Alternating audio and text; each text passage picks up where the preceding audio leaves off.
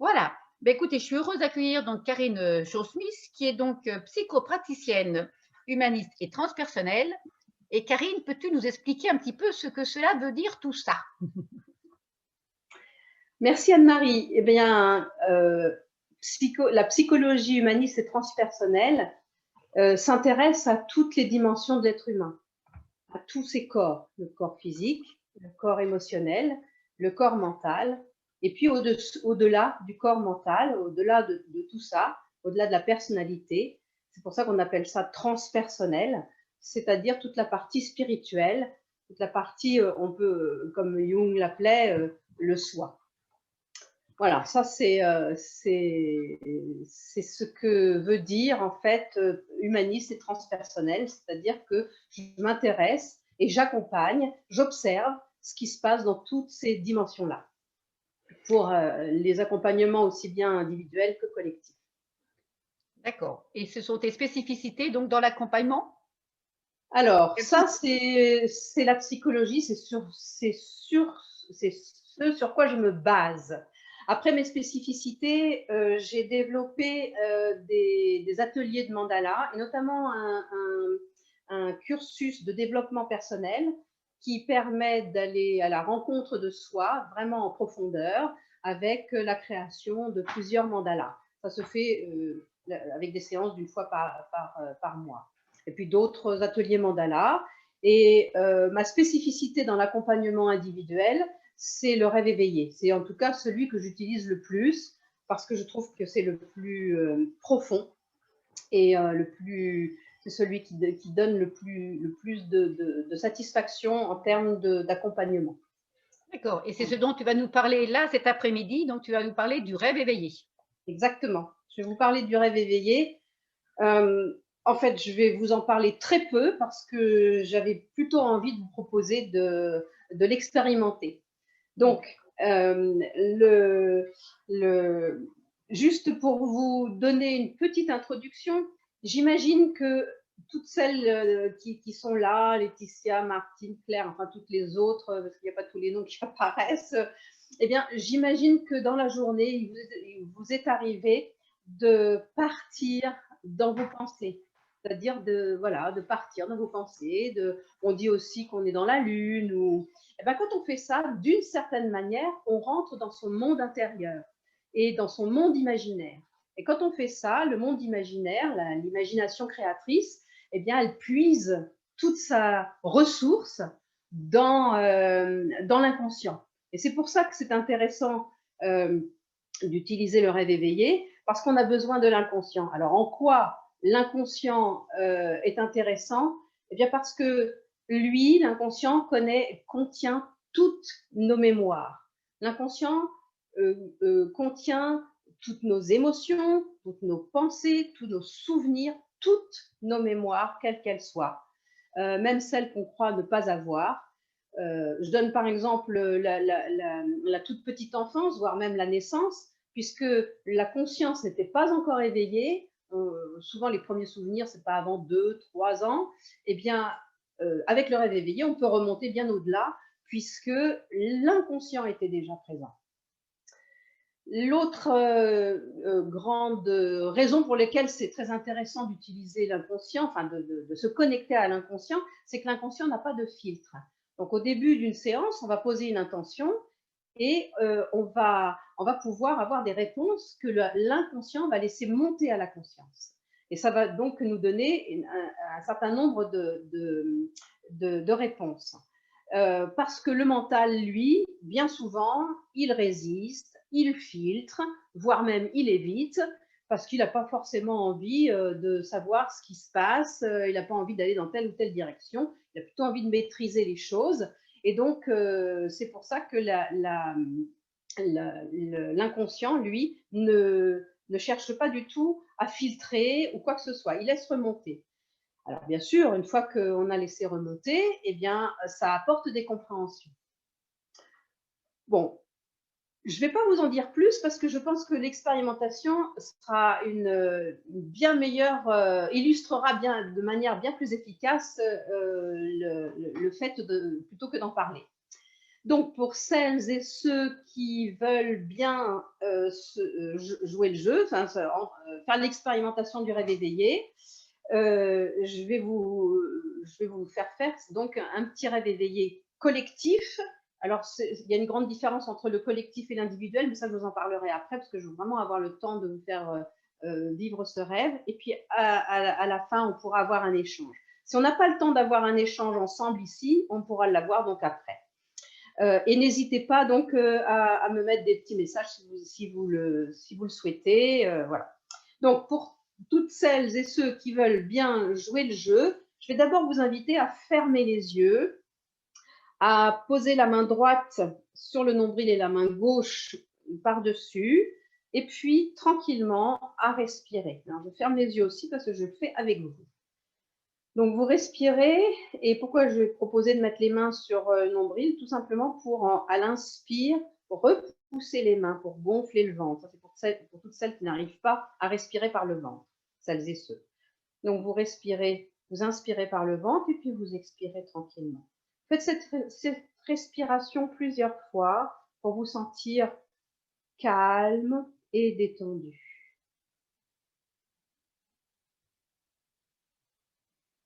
Et puis, vous en profitez pour entrer à l'intérieur de vous, dans votre monde intérieur. Et on va détendre tout le corps. C'est très important dans le rêve éveillé d'être d'abord complètement détendu pour se rendre disponible pour le voyage intérieur. D'abord, détendre la tête. Imaginez et ressentez votre cuir chevelu qui se relâche complètement. Le front se déplisse. Laissez les yeux s'enfoncer dans les orbites. Et tous les muscles du visage vont se détendre. Autour des yeux, autour du nez, autour de la bouche, les joues. Desserrez les mâchoires et laissez la langue molle. Et maintenant, vous allez détendre la nuque. Sentez que tout ce qui se rattache au cervical se relâche. Et détendez la gorge aussi. Relâchez les épaules. Relâchez bien les épaules. Et puis vous détendez le haut du dos.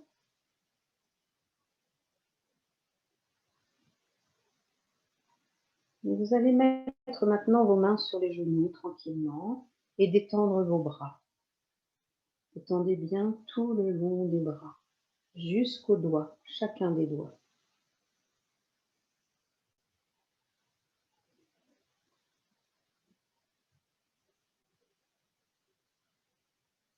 Et vous détendez la poitrine maintenant. Vous avez détendu le haut du dos et vous détendez la poitrine. Relâchez.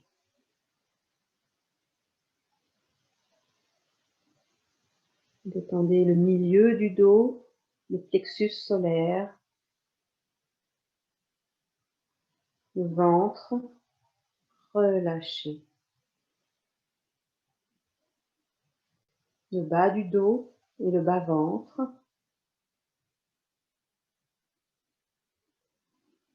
Détendez les fessiers, les cuisses, les genoux, les mollets. Détendez aussi les pieds, les talons, la voûte plantaire, jusqu'aux doigts de pied.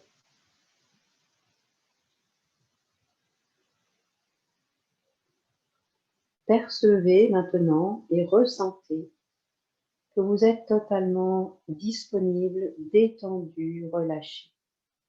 Et pour approfondir ce calme intérieur, cette détente, vous allez imaginer, si vous le voulez, une vague d'énergie chaude et bienfaisante qui va remonter des pieds jusqu'à la tête.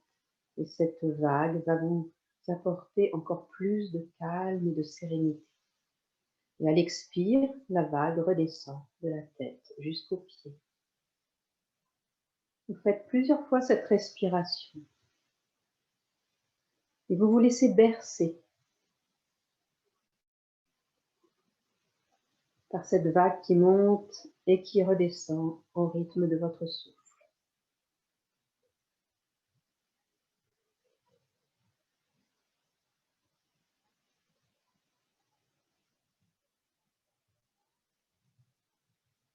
Sentez qu'à chaque passage de la vague, vous vous sentez de plus en plus calme et détendu. C'est très agréable.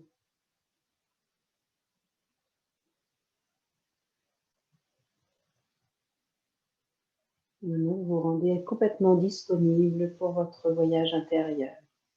Vous allez laisser apparaître devant vos yeux intérieurs un nuage tout doux, cotonneux, très agréable. Et irrésistiblement, vous allez pénétrer dans ce nuage. C'est lui qui va vous emmener dans le rêve éveillé. Laissez-vous transporter. Percevez une sensation très agréable dans ce nuage cotonneux, tout doux, très sécurisant. Et vous vous laissez transporter. Et puis ce nuage maintenant vous dépose dans un très beau paysage de la nature. Et vous sortez du nuage. Et vous vous trouvez devant un très beau jardin. Vous comprenez aussitôt que c'est votre jardin intérieur. Et vous pénétrez dans ce jardin. Regardez tout autour de vous. Percevez ce que vous ressentez dans votre jardin intérieur. Regardez s'il y a des oiseaux ou d'autres animaux, s'il y a des fleurs, des arbres. Regardez si le jardin est entretenu ou s'il est laissé à l'état sauvage. Vous marchez dans ce jardin. Essayez de voir si vous le reconnaissez, ce jardin.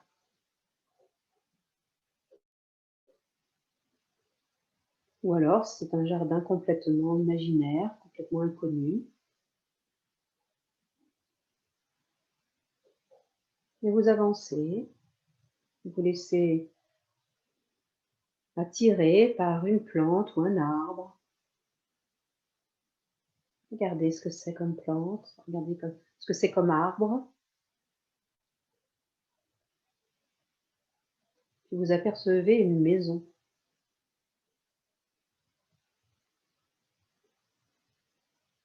Regardez comment elle est, cette maison.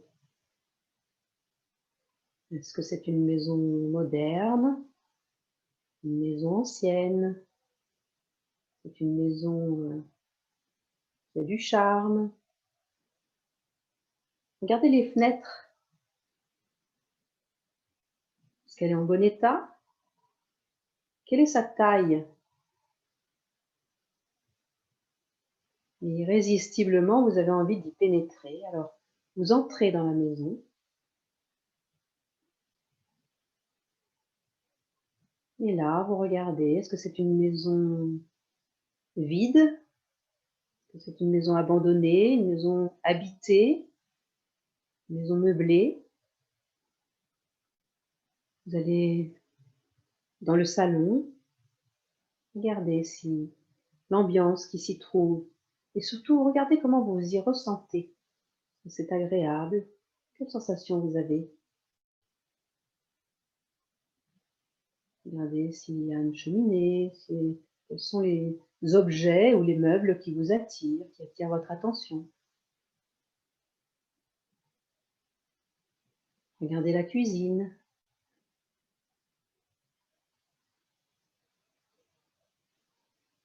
Y a-t-il des odeurs, des parfums?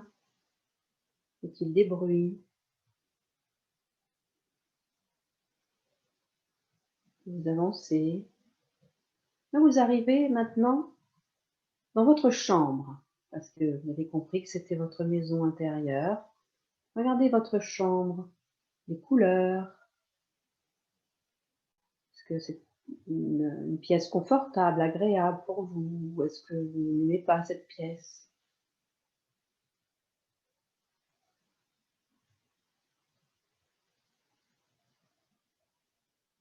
Maintenant, vous allez aller dans la pièce que vous préférez, celle où vous vous sentez le mieux. Demandez-vous pourquoi c'est à cet endroit que vous avez envie d'être. Laissez-vous surprendre par ce qui vient. Ne réfléchissez pas. Laissez venir ce qui vient. S'il y a un objet qui attire votre attention, une couleur, un tissu ou autre, un meuble, et pourquoi?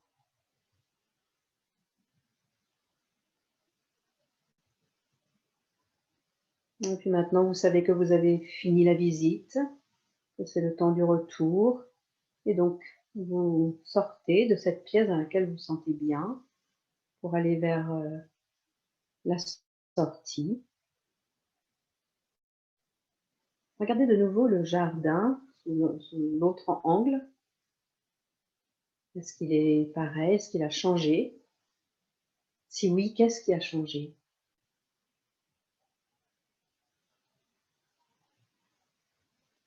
Et puis maintenant, vous prenez le chemin du retour, tranquillement à votre rythme.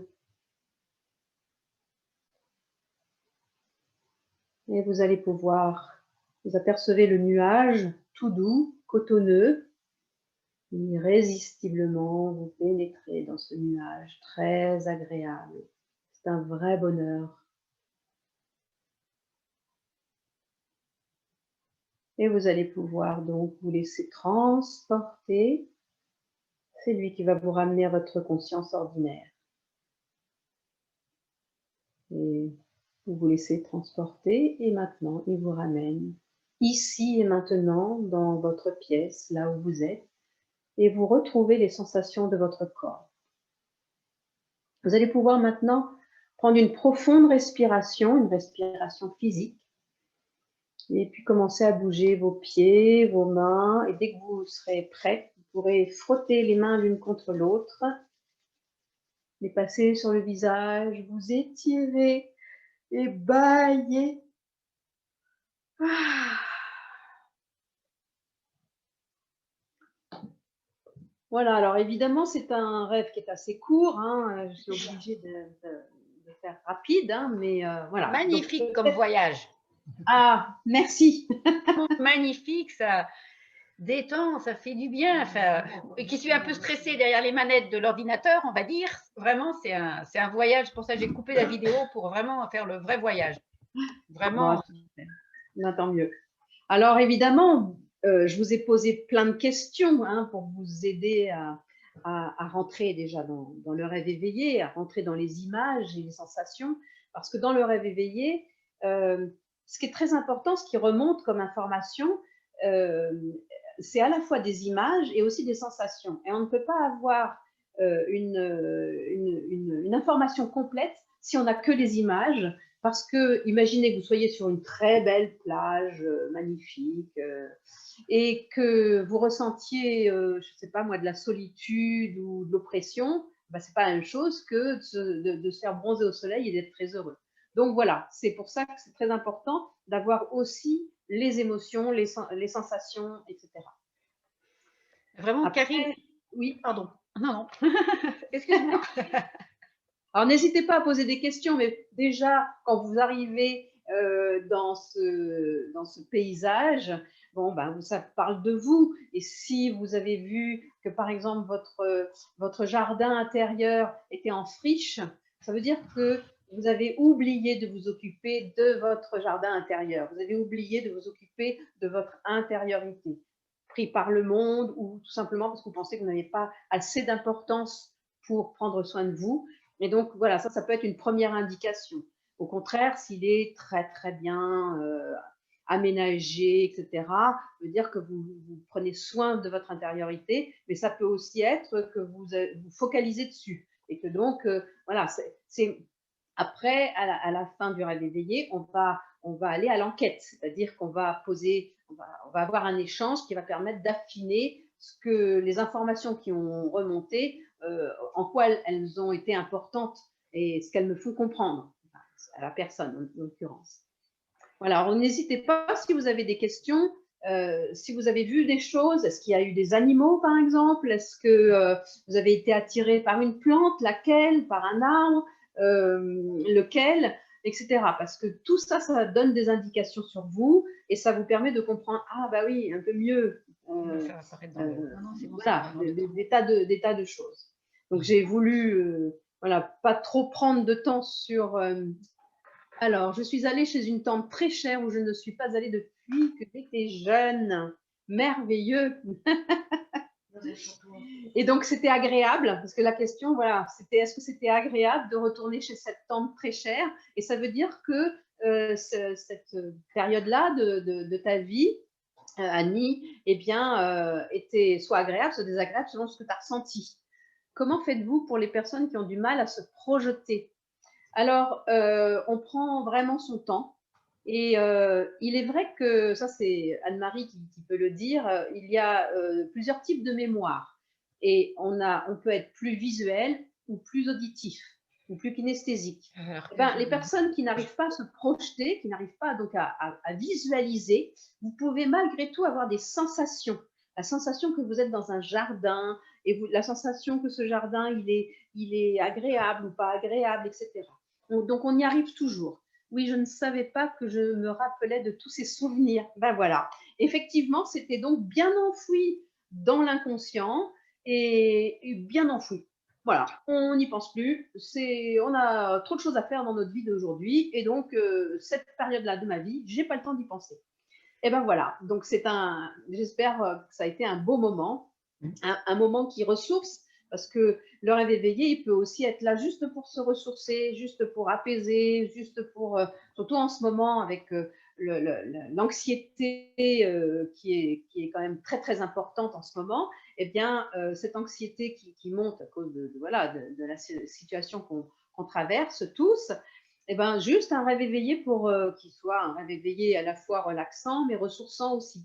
Voilà. Et puis, enfin bon, il y a plein d'autres moyens, d'autres images que je pourrais donner. Qu'est-ce qu'il y a encore comme message? Voilà. Alors, est-ce que Martine, j'ai répondu à votre question? Comment on fait pour se projeter? Est-ce que vous avez eu des difficultés à percevoir les images? Qu'en est-il de ma réponse? Est-ce qu'elle vous a satisfait? Est-ce que je vais être obligée de clore. Oui. Et on est malheureusement tenu par le temps. Bien sûr. Les personnes qui sont intéressées, on a mis dans le chat à côté le lien pour la deuxième salle pour poser des questions et discuter vraiment en toute tranquillité avec toi. Voilà. Très bien. Toutes les informations, de votre attention. Voilà, toutes les informations, les coordonnées de Karine ont été mises dans le chat avec son site internet, son téléphone, son mail, enfin tous les détails. Et donc, vous pouvez retrouver les informations sur le chat qui est à côté. Voilà. Et là, on va se retrouver donc merci Karine, c'était vraiment un beau voyage.